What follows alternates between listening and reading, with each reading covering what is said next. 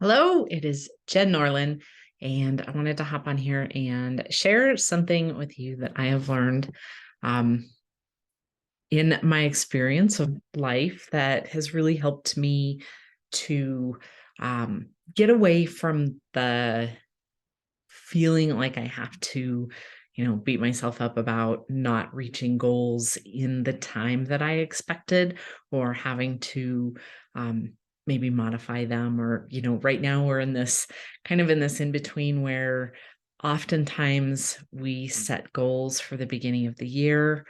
What is it, like 70% or something of people tend to fall off by mid-January or early February from their resolutions. And one of the things that for me, I don't actually set resolutions anymore. I do like to have a vision, to be able to set goals. And I think that, we can tend to do that the beginning of the year, but there's so many opportunities to do that throughout the year. One of the things that I love about even in nature, we have these cycles where we can really tap into that kind of energy. One of them is that I love is the cycle of the moon.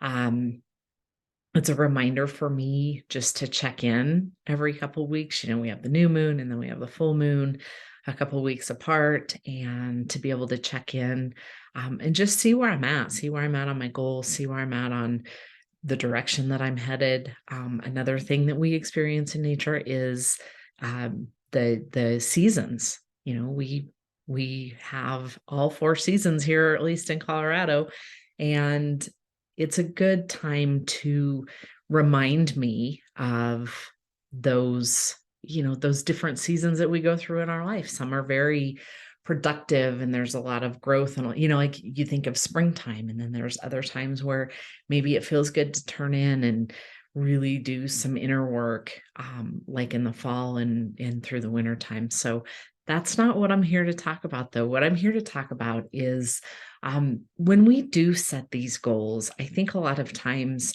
what I have found, because my life has been very different than I thought when I was 20 years old, or 20, 21, 22 years old, than I thought it would look like at the time. And so I had a plan set. I got married when I was 23. I had my first daughter when I was 24. I graduated from college with my undergraduate degree in between those two things, graduate school, job, the whole thing. And then my whole world changed between, it was within about a 2-year period. I had my second daughter. I was diagnosed with an autoimmune condition. I ended up divorced, going back to work, and becoming a single mom for the last 15 years. And so my life ended up looking very different than I thought it would when I was 23, 24 years old. And one of the things that has really helped me to not get discouraged by my journey and by the things I have experienced in my life is, often we choose this path of how we think it's going to be, and maybe it's what we want to accomplish or where we want to be at in our career or where we want to be at financially. And again, I think it's important to set those kinds of goals and have a vision of your life. But that's something that I don't think for anybody can be set in stone, because we there's so much of our path that we can't predict. And what I found helped me, like nobody ever said this to me.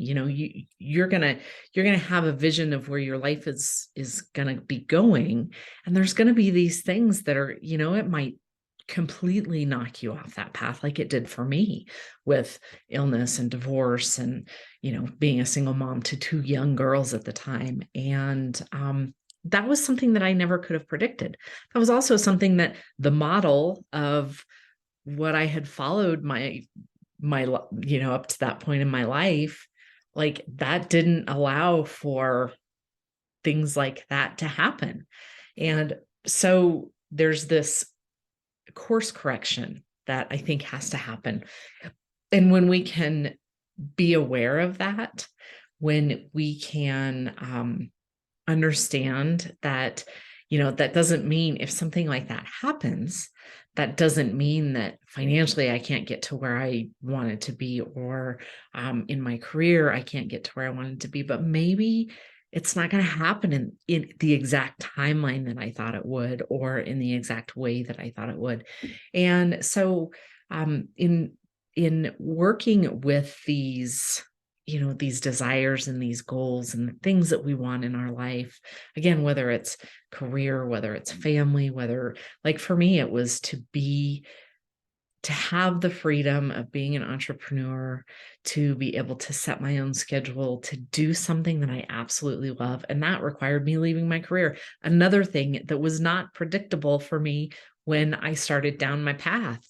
And, it might be 2 or 10 or 20 years out of having an idea of where you want to be. And also allowing for those things that are going to require a course correction. I think about, I've heard, I think I heard it in the book, The Compound Effect, where you can start off from LA on an airplane to New York, and you set the course, the pilot sets the course, and there may be a 1 degree or a 2 degree course correction. And if that correction's not made, you might end up in, Northern Canada. And so there's these small course corrections that are required. Sometimes they're big course corrections that are required in our lives to be able to get back on the path. And sometimes I truly believe those things that are so disruptive that really can throw us off course are there to really help us understand that maybe we weren't on the right path, or maybe there's a different way, or maybe there's something else that we are meant to be working toward, or moving toward. And so rather than being upset that it's not the way that I thought it was going to be when I was 23, like, I got okay with being able to say, okay, well, here I am. I'm 34 years old, and now I'm going through this divorce. So what does this look like for me from here forward? Fast forward another, now I'm 48 years old, and I know that I don't want to stay in my career. So now what does that look like for me? And just understanding that between the time when I set the goal, or when I had the vision of whatever it was, that there's going to be things where I get to course correct. And when I really started to see that there's these things in the middle that I couldn't predict, and that might change the way that it happens, or how it happens, or what ends up happening in my life, when I could see it as an opportunity to check in and to say, okay, this in my life has changed. If that changes my vision, how does it change my vision? How does it change the way that path looks for me? And it has really helped me to navigate as things are happening, to not get in that mindset of, God, it was supposed to go this way, or, the way I had planned on it was going to be this, or I could have done that. And it keeps me out of that past that I have no control over.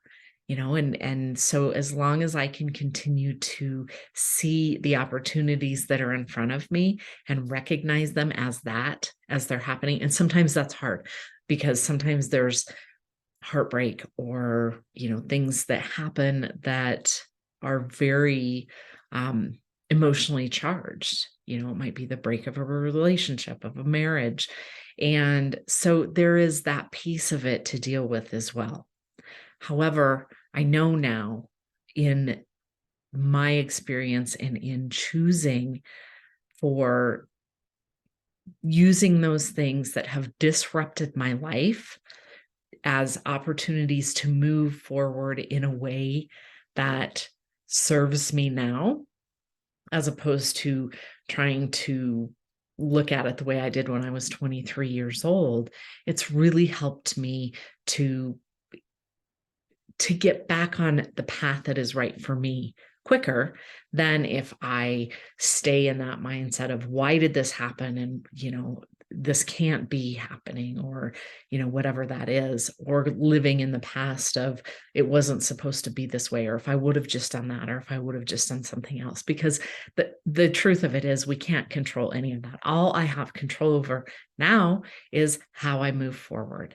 And that's something that took me a long time to get to the point where that for me is my natural course when something like that happens. Something else that just happened in my life is I became an empty nester. So I went from 5 full-grown human beings in my house and 4 dogs to me and my 2 dogs. And so I knew it was coming. I didn't know the exact timing of it, but I see it as an opportunity. Like, what is next for me? I don't know. Am I going to stay in this house? I don't know. Can I do some things that are going to help me clear some space and open up some things? Yes, I can. I've started clearing out closets. I've started clearing out spaces that I just stuffed things into. And so really taking it as an opportunity of, I don't know what's coming next, and I don't know how this is going to play out in the big picture. However, this is a big disruptive thing to my life to allow me the opportunity to stop and say, okay, now what? Now, what do I get to do with what is being presented to me? And it's a totally different mindset than I used to have, and is so empowering.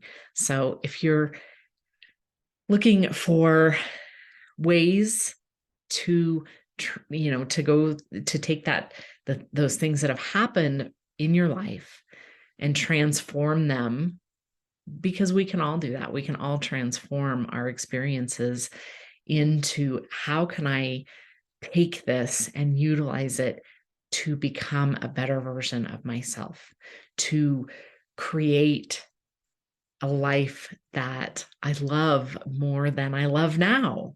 And that's how you take that and transform it. That's how you take those experiences that maybe they weren't planned, maybe they were totally unpredictable, maybe they came out of nowhere, and be able to use them to project yourself into the next level of who you are meant to be. So I hope this has helped.